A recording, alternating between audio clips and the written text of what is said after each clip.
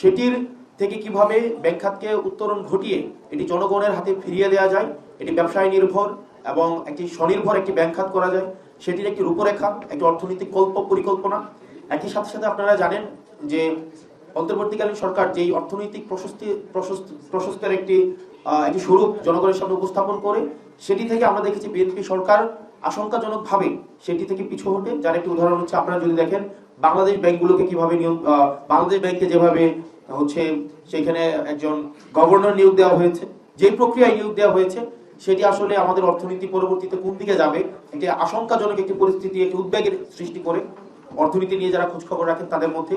একই সাথে সাথে আমরা দেখতে পাচ্ছি সাম্প্রতিক ইসলামী ব্যাংকের যে বিষয়গুলো আমাদের নজরে পড়ছে, সেটি অর্থনীতির জন্য স্বস্তিদায়ক নয়। সেজন্য ব্যাংক খাতের প্রভিশন ঘাটতি, যেটি ডিসেম্বর 2023-এ 193 বিলিয়ন টাকা থেকে ডিসেম্বর 2025-এ 1914 বিলিয়ন টাকায় পৌঁছেছে। মাত্র 2 বছরে 9.9 গুণ বৃদ্ধি পায়। কর জিডিপি অনুপাত এখনো এশিয়া ও প্রশান্ত মহাসাগরীয় অঞ্চলের অন্যতম নিম্নতম পর্যায়ে, যেটি হচ্ছে মাত্র 6.7%।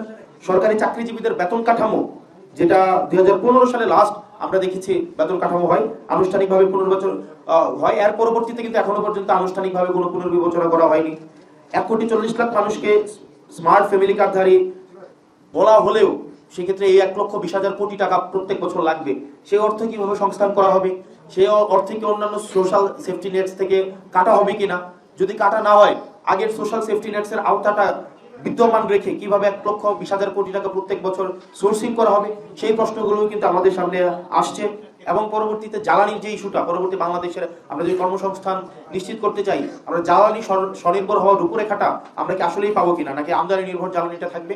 কর্মসংস্থান, পরবর্তী বাজেটে কি ধরনের কর্মসংস্থানে কি ধরনের বিনিয়োগ রয়েছে, শিক্ষাতে কি ধরনের বিনিয়োগ রয়েছে, স্বাস্থ্য খাতকে কতটা প্রায়োরিটি দেওয়া হয়েছে, নাকি আবারও স্বাস্থ্য খাতকে এমন একটা জায়গায় নিয়ে যাওয়া হবে যেখানে আবার স্বাস্থ্য খাতের সাথে সংশ্লিষ্টদেরকে বিদেশে যেতেই প্রণোদনা যোগাবে?